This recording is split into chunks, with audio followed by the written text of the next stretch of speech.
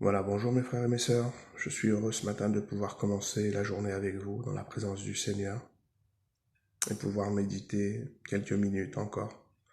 Un petit sujet qui me tient à cœur. Car il faut persévérer. Persévérer dans la méditation de la parole. C'est pas toujours facile, mais le Seigneur nous demande à faire des efforts. Et je crois que même dans ces jours où le cours de la vie reprend tout doucement, nous devons continuer à nous exercer, à nous appliquer, à méditer la parole de Dieu, à prendre du temps pour lui, à pouvoir rechercher sa présence, parce qu'il est bon de commencer la journée avec lui. Donc j'aimerais vous parler d'un conseil de l'Ancien Testament, du deuxième livre de Chroniques, chapitre 15 et verset 2. Il y a un petit conseil, et ce conseil-là, si nous le suivons à la lettre, alors Jésus nous bénira.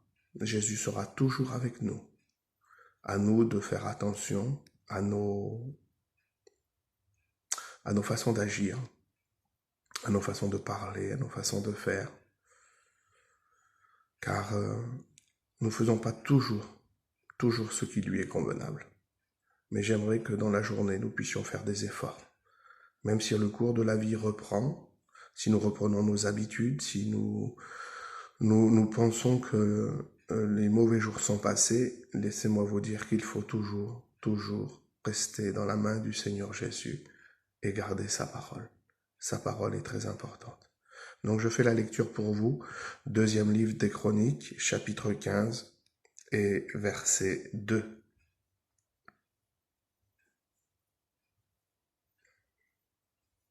Écoute-moi, Asa. C'est l'Éternel qui parle.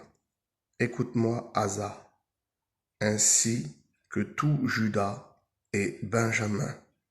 L'Éternel est avec vous quand vous êtes avec lui. Si vous le cherchez, vous le trouverez. Mais si vous l'abandonnez, il vous abandonnera. Voyez, la conséquence, c'est très important. Je refais la lecture pour vous et je termine. Je ne serai pas long ce matin. Écoute-moi, Asa.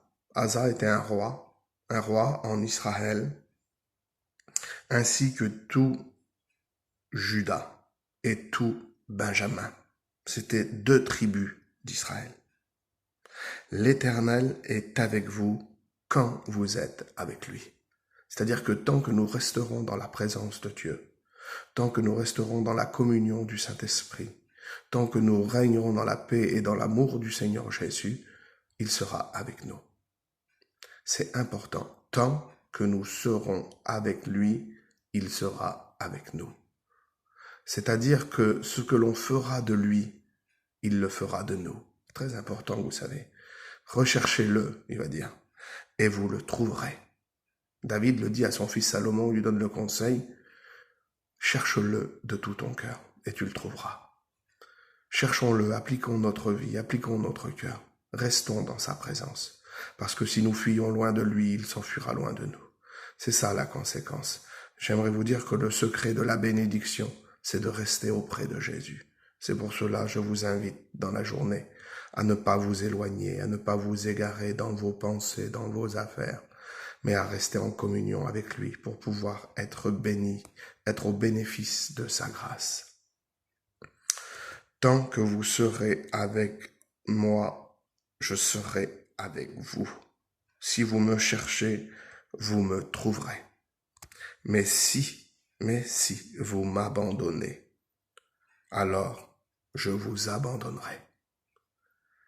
Et on peut se retrouver seul dans nos problèmes, seul dans nos difficultés, seul dans nos soucis. C'est pour cela, recherchons toujours la communion du Seigneur. Ne nous éloignons pas de lui. Restons dans sa présence. Restons. Il va dire restez à Jérusalem. Nous avons besoin de rester dans la bonne présence du Seigneur. Nous avons besoin de rester dans sa présence, dans sa communion, dans sa compagnie. La compagnie de Jésus est bonne pour chacun d'entre nous. Ne négligeons pas la présence du Seigneur Jésus.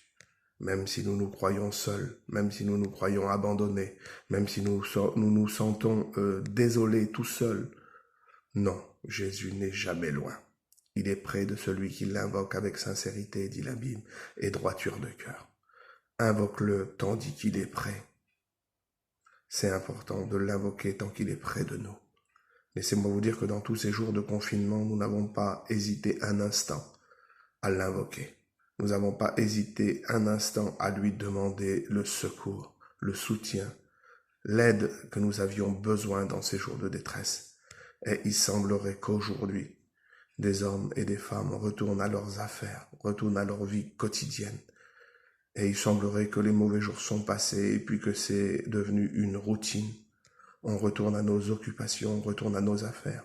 Bien sûr qu'il faut travailler, bien sûr qu'il faut reprendre le cours de la vie, bien sûr qu'il faut s'occuper de nos familles et de nos enfants, de nos petites affaires.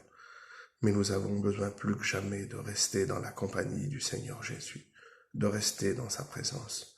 Donc je vous invite ce matin à de nouveau rechercher la présence de Dieu et à être bénis ensemble dans cette journée. Que Dieu vous bénisse, mes frères et mes sœurs. Ne craignez rien, il a vaincu le monde.